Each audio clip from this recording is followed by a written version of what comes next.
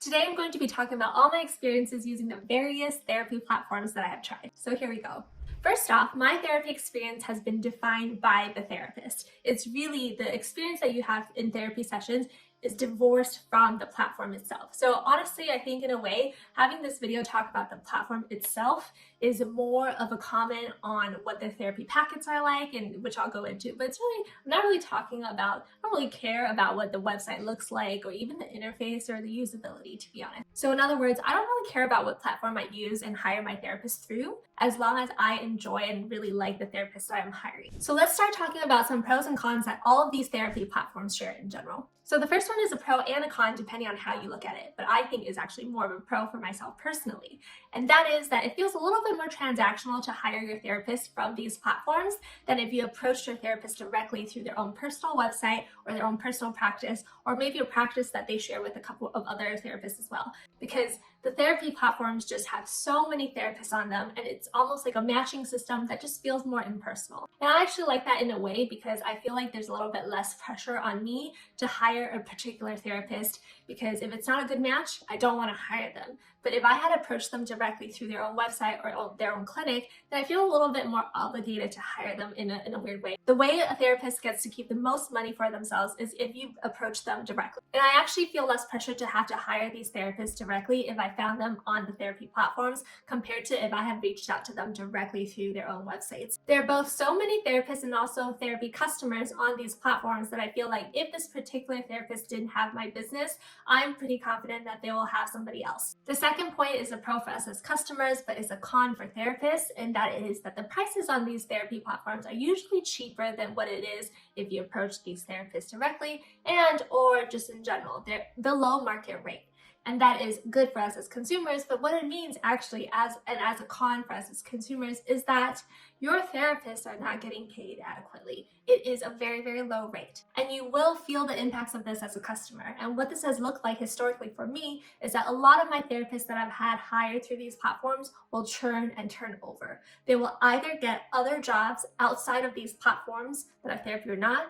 They will leave these platforms because these platforms are paying them so little. I don't actually know what the cut is that these platforms take from therapists, but I know that they take a ton, or at the end of the day, my therapist's take-home rate is really low. This also leads to two more cons that these therapy platforms share, and that is most of the staff on these platforms do therapy in addition to other things, or if they only do therapy, they do it on multiple platforms, or they're so overstretched and they're trying to book their entire days full because they're not making a ton of money from each person that they are just exhausted. In other words, these therapists are not full-time on these platforms. They usually have jobs or multiple side gigs. The way that this will impact you as a customer is that your therapist will have very limited time blocks to be able to see you and have your sessions. Their flexibility is really very limited because they're doing all these other things, sometimes a full-time job, on top of having these sessions with you and other people on these platforms as well. Also, I find that my treatment plan sees a lot less continuity than if my therapists weren't on these platforms, because they switch these platforms all the time. I'll have therapists tell me 1 month to the X that they are actually moving off of the platform, therefore they can't see me anymore. Also, I find that my treatment plan for therapy gets interrupted so much more often when I have therapists on these platforms, because they're prioritizing them first, which they totally should. They should figure out what their full-time job is and then how they can do therapy, so on and so forth. So sometimes we've just had to terminate our relationship, not because we didn't want to keep going, but because of all these other circumstances on my therapist's end, and they had to accommodate for themselves first. If your therapist had time and you wanted to continue your therapy sessions with them outside of these platforms, they actually cannot, because many of them have non-compete clauses in place that they signed with these platforms that say that they will not just have a relationship with you outside of these platforms. Because these platforms want to cut, right? They've introduced you to your therapist, they want to continue making that middleman money, and so they have these non-compete clauses in place. Another pro of these therapy platforms is that they're typically on a subscription basis. So you can work month to month for therapy if you wanted to. And I like that because no hard feelings. If something is not working out for you, whether it's with this therapist or the therapy platform itself, or your situation in life changes, you can simply cancel your subscription and be done with therapy that month. So the first company I want to review is called Talkspace. I do not recommend Talkspace just based on the product that one of their core product features seems to be texting therapy. So what this is on their app, they expect you to be chatting your therapist back and forth. That constitutes your therapy sessions. I don't know a single person where this really worked out that well for them. I personally hate texting. If I'm texting my friends, it's all about information. We're figuring out where we want to go, just details like that. I don't want to be talking to my friends or my therapist on my therapy topic through text. Can you imagine how long those texts are going to be? And I'm typing away and maybe you lose it or whatever, I don't know. And you just totally lose the tonality and just the emphasis on your voice when you're having a texting based conversations. I hate it. I would not recommend Talkspace to anybody. I had it at some point because one of my corporate employers provided it as a benefit. That's when I tried it. I wouldn't have paid for it otherwise on my own dime. And when I tried it in that experience, I did not like it for that purpose. Furthermore, a texting-based therapist is just not as responsive as if you had a live session, whether virtual or in person.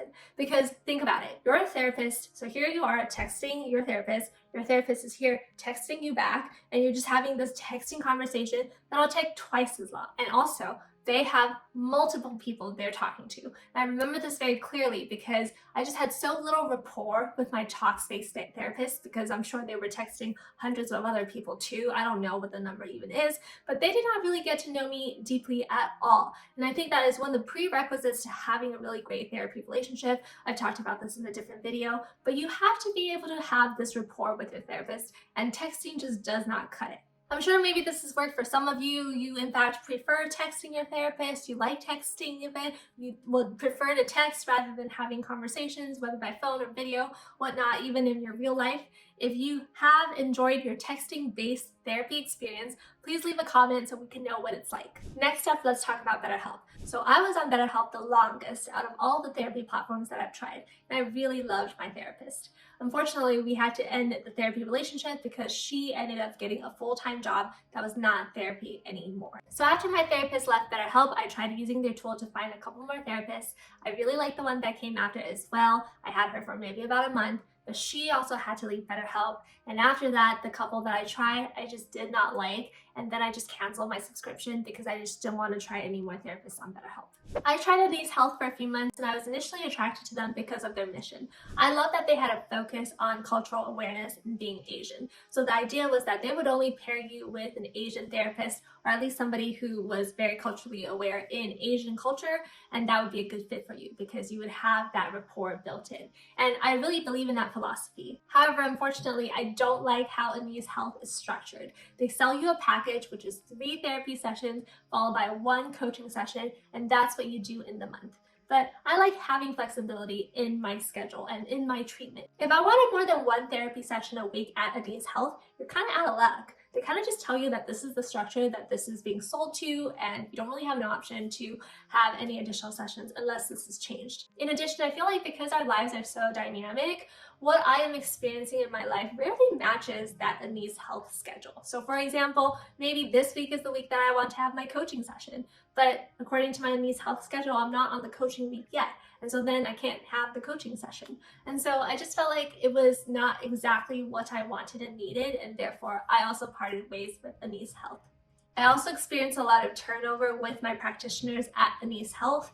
My main therapist had only availability for me like twice a week. She only did therapy Tuesdays and Thursdays. I forgot what the days were. She had a full-time job doing DEI, I believe. I can't remember. She had another job doing something else that wasn't therapy, and that was her focus. And so therefore she only had certain time frames for me, and that didn't work for my schedule, unfortunately. And I also had my coach switched up a lot of times. I don't remember what the reasons were for why the coaches left or couldn't have sessions with me anymore or whatever it was, but after a few months of doing this, I also felt like there's just too much churn and disruption in my therapy schedule with Anise Health, so I also left Anise Health.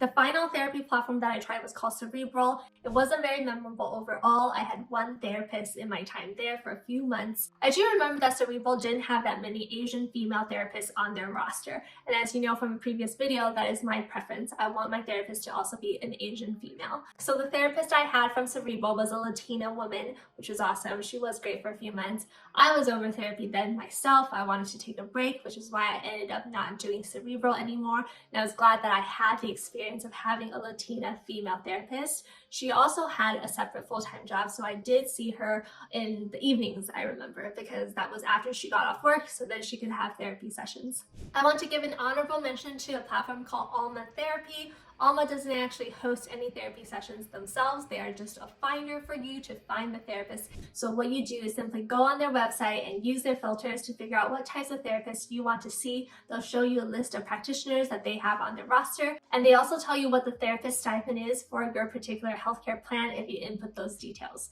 I have not personally used Alma that resulted in my picking of my therapist. I found my own therapist actually through my own healthcare provider. And I love my therapist and I plan to keep her, and I work with her directly now with her own practice.